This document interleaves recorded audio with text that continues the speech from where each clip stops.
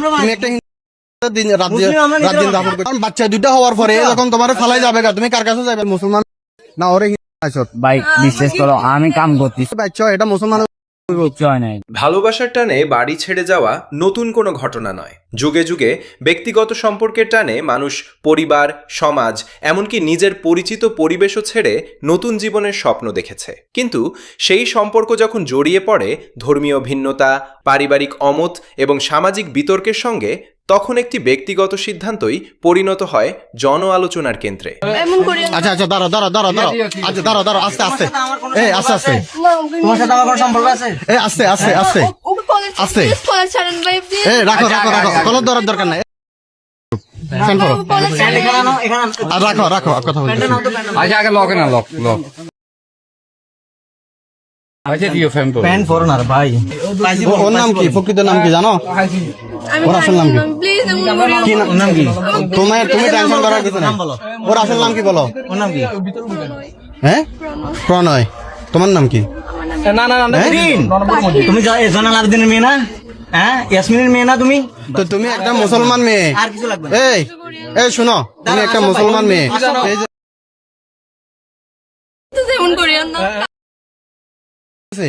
তো তুমি একটা হিন্দু রাত দিন দাফন করতেছো।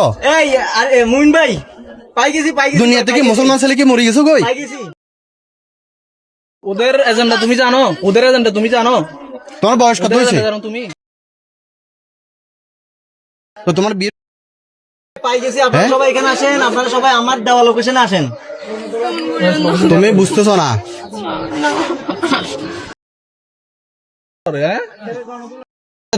তোমার এই মারিয়ে যাবেন জানাস নে আজ যদি কই এ আর এলাকায় আর বাড়ি মিলে সরাই এদের কাজ কি জানেন না? এদের কাজ হচ্ছে মুসলিম করে তোমার মতো অসহজ মাইনেরে তুমি উদ্ধার করছি ভাইয়া। তোমার বাচ্চা দুইটা হওয়ার পরে যখন তোমার ফালাই যাবে তুমি কার কাছে যাবে তখন?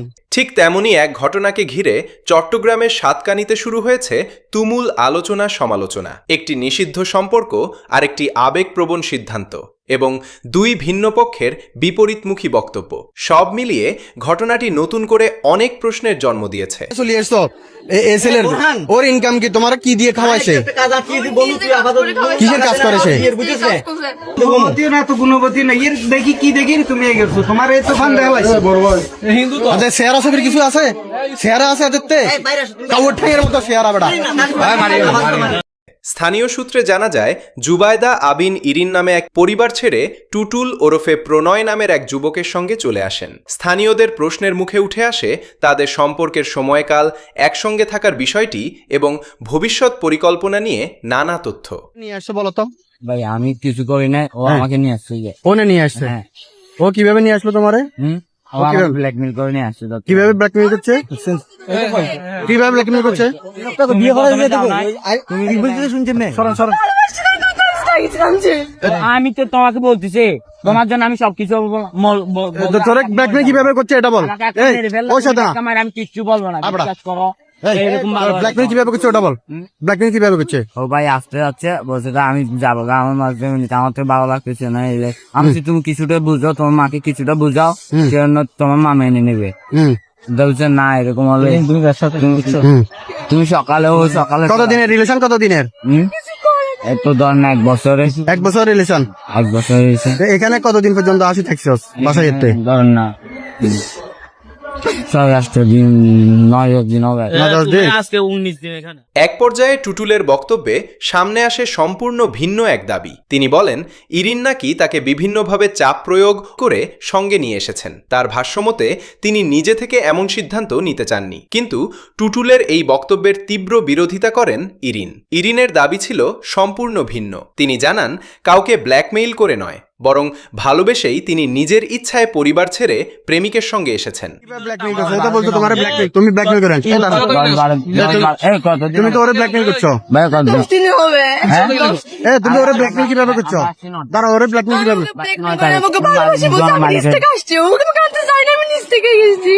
আমি নিজ থেকে গেছি, আমার দোষ সব, ওর কোনো দোষ নাই। ও আমাকে বললাম তো। তুমি কি বাড়ি থেকে টাকা পয়সা নিয়ে আসছো? না। কেমনে আসছো তাহলে? আমাদের যার টাকা ছিল নিয়ে আসছে। ও গাড়ি ভাড়া গুলো। হ্যাঁ গাড়িওয়ালা গুলো আনছি তো এটা বুঝাইছি ও বুঝতে পারছে না, বলতে বিয়ে করবো এমনি করবো তো থাকবো। তো তুই ও না বুঝলে কি তোরে নিয়ে আসবি? তার ভাষায় তিনি বিশ্বাস করেছিলেন এই সম্পর্কের ভবিষ্যৎ রয়েছে, কিন্তু এখন সেই মানুষটি নিজের দায় এড়াতে উল্টো তার বিরুদ্ধে অভিযোগ তুলছেন। ফলে যাকে বিশ্বাস করে তিনি পরিবার ছেড়েছিলেন সেই বিশ্বাসের জায়গাটি এখন প্রশ্নবিদ্ধ হয়ে উঠেছে বলে দাবি করেন তিনি। বিয়ে করা ছাড়া ওর লগে কিভাবে থাকলি? ব্ল্যাকমেল কেমনে করছে? তোমরা চলে যাও ভাই, আদেশ করছে তোর লাই? তোর লাই আদেশ করছে? কি বলছে? বলছে তো না পেলে আমি এরকম করবো, কি রকম করবে বলছে? না পাইলে আমি এরকম করবো। কি করবে এরকম কি করবে বলছে? কি করবে বলছে? বলছে না মরে যাবে তাই সে এরকম বক্কর চক্কর বলতেছে। আমি সে না বাদতে নিয়ে আসছি, হ্যাঁ না বাদ কিছু নিয়ে আসছি, হ্যাঁ না বাদতে নিয়ে আসছি। না পারতে নিয়ে তুই না মানুষ না ওরে হিন্দু বানাইছ? ভাই বিশ্বাস করো, আমি কাম করতেছি, হ্যাঁ। আমি এই সাথে কাজ করতেছি, হ্যাঁ আমি কোনোদিন যেটা করি না আমি ওর জন্য সবকিছু করতেছি। আমি তো ওরে তুই নিজেও মুসলমান বানালি না, ওর সাথে তুই থাকছিস কেমনে? ও আমাকে বলছে তোর আমার ধর্মে যাবে, আমি বলছি তোর ধর্মে যাওয়ার দরকার না, তোর মা বাপ কোনোদিন মেনে নেবে, আমার মামকে আমি কোনো মতো বুঝাই নিব। বিয়ে ছাড়া তারা কিভাবে টানা 10 দিন একই বাসায় অবস্থান করছিলেন, এই প্রশ্নের উত্তরে টুটুল এমন বক্তব্য দেন যা উপস্থিত অনেককেই বিস্মিত করে তোলে। তিনি দাবি করেন যদিও তারা একই বাসায় ছিলেন তবে কোনো ধরনের ঘনিষ্ঠ সম্পর্ক ছিল না। তার ভাষ্যমতে ইরিন খাটে ঘুমাতেন আর তিনি খাটের নিচে অবস্থান করতেন। এমন দাবি উপস্থিত অনেকের কাছেই গ্রহণযোগ্য মনে হয়নি। ফলে তার বক্তব্য নিয়েও তৈরি হয় নতুন বিতর্ক। আমি তোর ধর্মে চলে যাবো, বলছি তো এরকম এরকম টাকা লাগবে। এরা যে তুই এটা ওর সাথে থাকতেছস, ও তাদের জানা করতেছস? ওর মাকে আমি কল দিতে বলছিলাম, তারপর বুঝাবে কথা বলছিলাম, ও বলছে না আমার মা বাপ কিছু হবে। অন্যদিকে ইরিনের বক্তব্য আরও একবার আলোচনার কেন্দ্রবিন্দুতে আসে। তিনি জানান ভালোবাসার কারণেই তিনি পরিবারের আপত্তি উপেক্ষা করেছিলেন। পরিবার, আত্মীয় স্বজন এবং সামাজিক চাপের বাইরে গিয়ে তিনি নিজের ভবিষ্যৎ নিয়ে সিদ্ধান্ত নিতে চেয়েছিলেন। কিন্তু এখন প্রেমিকের বক্তব্য শুনে তিনি নিজেকে প্রতারিত মনে করছেন। তার দাবি শুরু থেকে তিনি সম্পর্কের বিষয়ে আন্তরিক ছিলেন, কিন্তু ঘটনার পরিপ্রেক্ষিতে সব দায় তার কাঁধে চাপিয়ে দেওয়ার চেষ্টা করা হচ্ছে।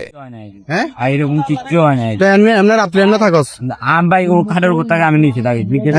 ধরলে এখন তো দেখলাম তুই খাটেও নিচ্ছে, তুই খাটে ও তোর খাটের সাথে ও বসে যাইছিল। প্রেম, বিশ্বাস, আবেগ, প্রতিশ্রুতি, পারিবারিক বন্ধন এবং সামাজিক দায়বদ্ধতা সবকিছু মিলিয়ে ঘটনাটি হয়ে উঠেছে এক আলোচিত বাস্তবতার প্রতিচ্ছবি। তবে একটি বিষয় স্পষ্ট, উভয় পক্ষের দাবির সত্যতা কতটুকু, এই সম্পর্কের পেছনের প্রকৃত বাস্তবতা কি এবং ঘটনার সম্পূর্ণ চিত্র আসলে কি, সেই প্রশ্নের উত্তর খুঁজতে প্রয়োজন নিরপেক্ষ অনুসন্ধান